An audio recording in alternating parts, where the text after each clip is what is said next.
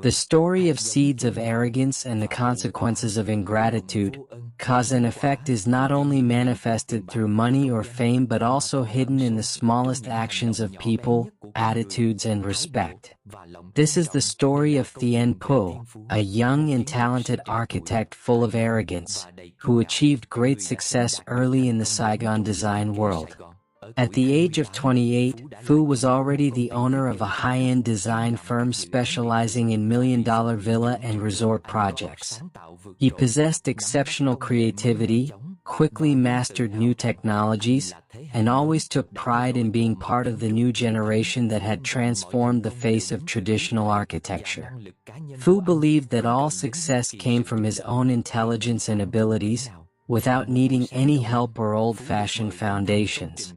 One early morning at the beginning of the year, Phu was invited to visit an ancient architectural site undergoing restoration. It was a major project combining traditional and modern elements, where he had to work alongside skilled craftsmen. There he met Uncle Ba, a stone and wood carving artisan over 60 years old, with salt and pepper hair and calloused hands marked by time. Uncle Ba was meticulously carving a Renaissance-style pattern onto a stone slab without using any modern electronic tools. Seeing Uncle Ba working with his old chisel and hammer, Phu smirked, walked over, and spoke in a condescending tone. "Uncle Ba, what era do you think we're in that you're still using those outdated tools? With CNC technology and computerized cutting machines, this pattern could be finished in just 2 hours with absolute precision. How long will it take you to finish this?" Uncle Ba stopped his work and looked up at Phu with a calm but profound gaze, without any anger or resentment. "Phu, machines may be fast but they have no soul. The patterns created by machines are the beauty of calculation, while the patterns that the craftsman puts all his heart into are the beauty of fate." Hearing that, Phu only curled his lips and mocked him. "Fate? Our job is to build houses, not to write poetry.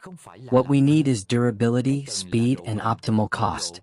These old philosophies are outdated already, Uncle Ba. Respecting the craft is good, but if you refuse to move forward, the craft will eliminate you." Then Phu coldly turned his back and walked away without a word of goodbye. He believed he had spoken the truth, and that the truth was always harsh. He told himself that these old people were just obstacles, outdated foundations that needed to be removed. Phu's disrespectful attitude and his contempt for Uncle Ba and the longtime craftsman planted a seed of arrogance and ingratitude in his mind. He sowed the karma of looking down on others, and the result came faster than he expected. 1 month later, Tien Phu's company received the most important project of his career, designing and constructing a private museum. The investor requested a special and extremely complex architectural feature: a wave-shaped parabolic ceiling formed from thousands of wooden pieces cut at ultra-fine angles, requiring precision down to the micrometer. Confident in modern technology, Phu assured the investor that he could complete it in just 1 week using the most advanced CNC cutting machines. However, when the work began, disaster struck. His CNC machines, no matter how advanced, could not account for thermal deformation and the natural expansion and contraction of the wood after cutting.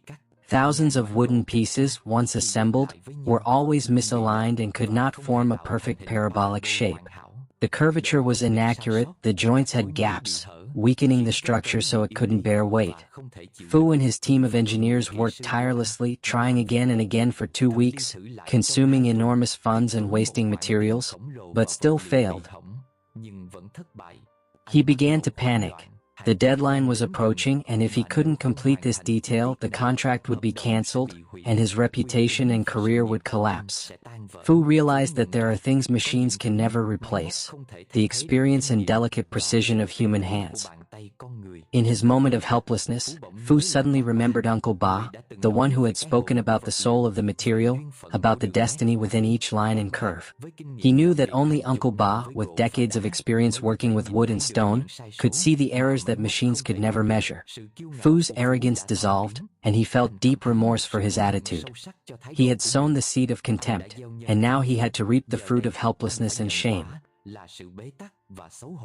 Setting aside his ego, Phu decided to seek out Uncle Ba. He went to Uncle Ba's old workshop, where the faint scent of wood and stone dust lingered in the air. Phu knelt down and apologized, sincerely admitting his mistakes. Uncle Ba, I'm sorry. I was too arrogant. I need your help. Only your experience can save my project. Uncle Ba just silently looked at him. Fu's words were unnecessary because his remorseful eyes said it all. Uncle Ba did not say a word of reproach but just pondered for a moment, then nodded in agreement. You are an architect, you have drawings, technology. I am an old craftsman, I only have experience. But you should remember, great architecture must stand on the foundation of humility. Uncle Ba arrived at the construction site. Just by walking around once, touching the wooden pieces, smelling them, and observing how they reacted to the humidity, he immediately found the cause of the failure. This wood needs to go through one more soaking and treatment step, and when cutting, the bevel angle must be adjusted by 0.5 degrees to compensate for weather-related expansion, he said. But Uncle Ba didn't use any CNC machines. He guided Fu's workers to use simple tools that had been manually calibrated with astonishing precision. In just 3 days, thousands of wooden pieces were perfectly beveled, and when assembled, they formed a flawless parabolic ceiling, without a single gap. Fu was overjoyed as if he had been reborn. He handed over a thick envelope, expressing gratitude and remorse. Uncle Ba, this is the payment and my sincere apology, Fu said. Uncle Ba smiled and pushed the envelope back. I don't need money, Fu. The lesson about respect and humility that you learned this time is worth more than all this money combined. Money is just material, but character is the blessing you leave for future generations. Use this money to learn how to appreciate the workers. That is the best outcome I wish to see. From that moment on, Tian Fu changed completely. He was no longer an arrogant architect, but a person who humbly sought to learn. He devoted time to studying ancient architecture, perfectly combining modern technology with the finesse of traditional craftsmanship. His company not only achieved financial success but was also respected for its philosophy of valuing workers and treasuring materials. He came to understand that the seed of arrogance brings great failure, while the fruit of humility brings lasting sustainability and true success. If you find the story meaningful, please sow another good seed by liking and subscribing to the channel.